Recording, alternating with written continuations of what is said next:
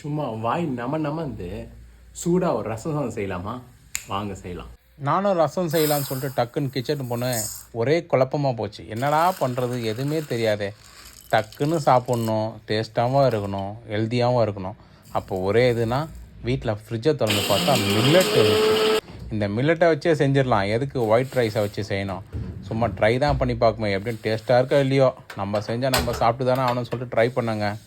என்னாலே நம்ப முடியல, அவ்வளோ டேஸ்ட்டாக வந்துச்சு. எப்படின்னே தெரியல. ரசம்னாலே எனக்கு ரொம்ப பிடிக்கும். ஆனால் நான் செஞ்ச ரசம் ரொம்ப ரொம்ப பிடிச்சிச்சு, நல்லா இருந்துச்சு. நான் நினச்சேன் மொக்கை தான் இருக்க போகுது, இந்த மில்லட் ரைஸ் எப்படி இருக்குன்னு தெரிலன்னு. ஆனால் நான் ஆஃபீஸில் போய் சாப்பிட்டேன் பாருங்கள், ரொம்ப ஸ்டொமக் ஃபில்லிங்காக இருந்துச்சு.